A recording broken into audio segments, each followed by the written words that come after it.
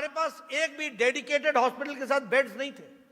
आज लगभग 4.5 lakh dedicated beds हैं। उस समय हम वेंटिलेटर आयात कर रहे थे, इंपोर्ट कर रहे थे। आज भारत के उद्यमियों ने 3 लाख वेंटिलेटर्स बना करके हमारे भारत की सेवा के लिए लगाए। उस समय हमारे पास एक भी पर्सनल प्रोटेक्शन इक्विपमेंट नहीं था, बाहर से मंगवा रहे थे। आज 4.5 लाख पर्सनल प्रोटेक्शन इक्विपमेंट प्रतिदिन भारत बना रहा है और अब हम एक्सपोर्ट कर रहे हैं, दूसरी दुनिया को देश को दे रहे हैं। यह हमारे में परिवर्तन आया है। कल मैं बिहार में भाषण दे रहा था और मैंने कहा कि मोदी जी ने 122 देशों को दवाई पहुंचाई है और दवाई पहुंचा करके उनकी राहत दी है। जब मैं रात को 12 बजे आया तो मैं लिटरेचर को देख रहा था, तो मैंने देखा कि 122 देश नहीं, 150 देश हो गए हैं जिनको भारत ने मोदी जी के नेतृत्व में दवाई पहुंचाई है। इसलिए दुनिया को हम लोगों ने नया दिशा दी। अब ये सारी बातें क्या उत्तराखंड के गांव-गांव में खबर होनी चाहिए कि नहीं होनी चाहिए? उत्तराखंड के गांव-गांव को मालूम होना चाहिए कि नहीं होना चाहिए? अगर मालूम होना चाहिए तो हमारे कार्यकर्ताओं का यह जिम्मा है, ये आंकड़े याद करके उनको बताना ये हमारा जिम्मा है। इसको हमको समझना चाहिए।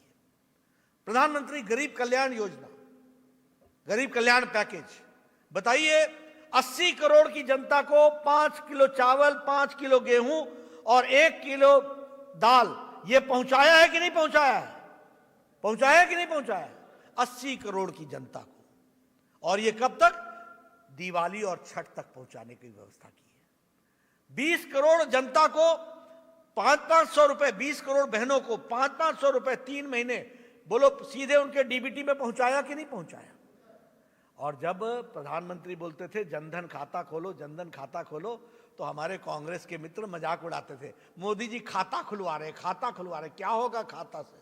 अरे खाता से ये हुआ कि न पोस्ट ऑफिस, न पोस्टमैन, न मनी ऑर्डर, सीधे का सीधा मोदी जी का पैसा बहन के खाते में चला गया और 20 करोड़ जनता के खाते में गया। इस बात को समझना चाहिए। ये प्रधानमंत्री गरीब कल्याण पैकेज, ये दिव्यांग भाई 1000 रुपए उनके खाते में पहुंचा। ये हमारे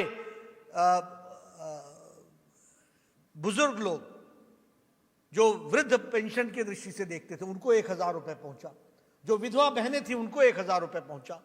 और हमारे किसान भाई 8 करोड़ 60 लाख लोगों को 2000 रुपए की पहली किस्त और 2000 रुपए की दूसरी किस्त भी उनके खाते में सीधे पहुंची है। संख्या है 8 करोड़ 56 लाख। 8 करोड़ 56 लाख। कभी सोच सकता है कोई? लेकिन हाँ मित्रों, प्रधानमंत्री जी के नेतृत्व में ये सब कुछ हुआ है। इसीलिए ये नारा बहुत सही है, मोदी है तो मुमकिन है, मोदी है तो मुमकिन है। और ये मुमकिन करके दिखाया है। अब मैं निवेदन करूंगा उत्तराखंड के कार्यकर्ताओं को, ठीक है, पार्टी को इस काम को अपने जिम्मे लेना पड़ेगा। हम सबको मालूम होना चाहिए कि आत्मनिर्भर पैकेज आया है। 1 लाख किसानों को हम लोगों ने जोड़ना है, लेकिन 1 लाख किसानों को जोड़ने के लिए हमको फार्मर्स प्रोड्यूसर्स ऑर्गेनाइजेशन FPO बनानी पड़ेगी। और उत्तराखंड में मैं निवेदन करूंगा, बंशीधर जी आप इसकी चिंता कीजिए कि फार्मर्स प्रोड्यूसर्स ऑर्गेनाइजेशन बनने में भारतीय जनता पार्टी का एक एक कार्यकर्ता आगे आए और उसके गांव में किसान को क्या सहूलियत चाहिए इसके बारे में वो उस ऑर्गेनाइजेशन के माध्यम से रखे और 1 लाख करोड़ रुपए में से उसका लाभ उठाए, ताकि उत्तराखंड के किसानों की तस्वीर बदल जाए। इस बात की हमको चिंता करनी पड़ेगी। और मुझे पूरा विश्वास है कि आप सब लोग इन बातों को आगे बढ़ाएंगे और आत्मनिर्भर पैकेज का पूरा सदुपयोग करेंगे, सदुपयोग उठाएंगे। ये मैं जरूर आपसे शेयर करना चाहूंगा।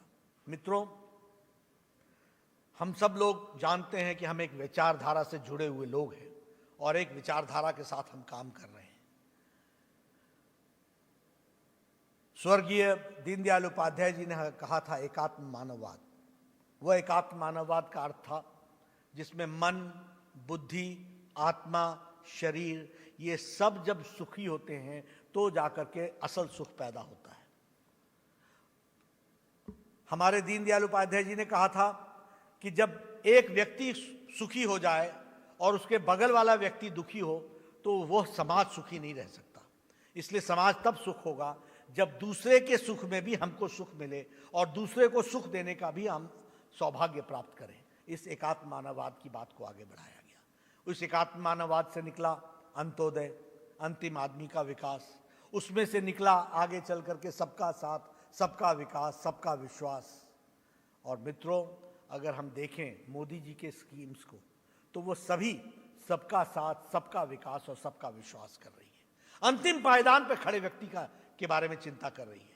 जो गरीब है, जो पीड़ित है, जो शोषित है, जो दलित है, जो पिछड़ गया है, जो अंतिम पायदान पर खड़ा है, उसकी चिंता की जा रही है।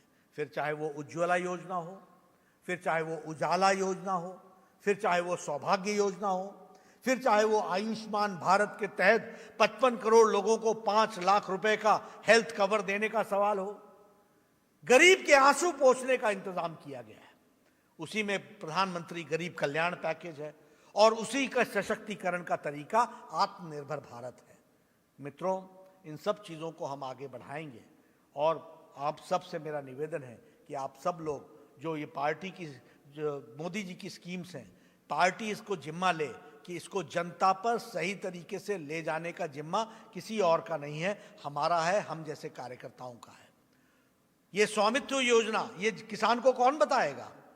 ये कार्ड कौन दिलाएगा? ये सॉइल हेल्थ कार्ड का सर्टिफिकेट कौन दिलाएगा? ये कार्यकर्ता दिलाएगा। इसलिए कार्यकर्ताओं को इन सारे कामों में जुड़ने की जरूरत है। मित्रों, मैं उत्तराखंड के कार्यकर्ताओं से बोल रहा हूं तो अब लालच भी रहता है कि कुछ पार्टी की बात कहूं। हम लोगों ने बड़े पैमाने पर प्रशिक्षण का काम शुरू किया है। अगर कार्यालय काम में स्थायित्व देता है तो प्रशिक्षण विचार में स्थायित्व देता है।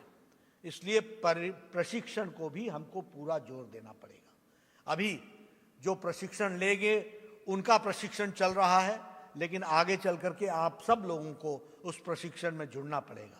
मेरा आप सबसे निवेदन है कि भारतीय जनता पार्टी एक कैडर बेस्ड मास ऑर्गेनाइजेशन है और इसलिए कैडर है तब मास है।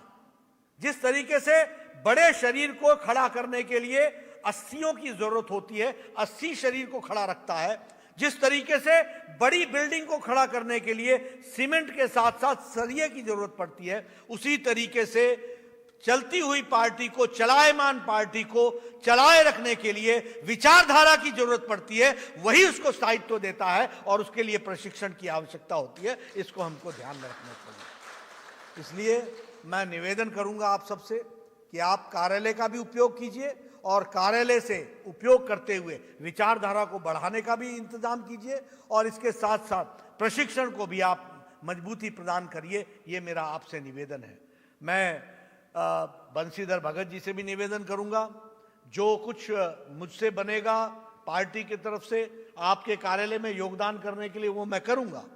लेकिन मैं बंशीधर भगत जी को कहूंगा, आपने बड़ी अच्छी योजना बनाई है, आप त्रिवेंद्र जी का भी लाभ उठाएंगे, सभी लोगों का लाभ उठाएंगे, लेकिन अपनी चमड़ी, अपनी दमड़ी, अपने दाम से हमको खड़ा करना है, अपने चमड़े के से, अपने परिश्रम से हमको कार्यालय खड़ा करना है। इसलिए एक एक कार्यकर्ता अपना योगदान करेगा और भव्य कार्यालय बनाएगा और उत्तराखंड के विचार को आगे बढ़ाएगा। इस बात की मुझे पूरा विश्वास है कि।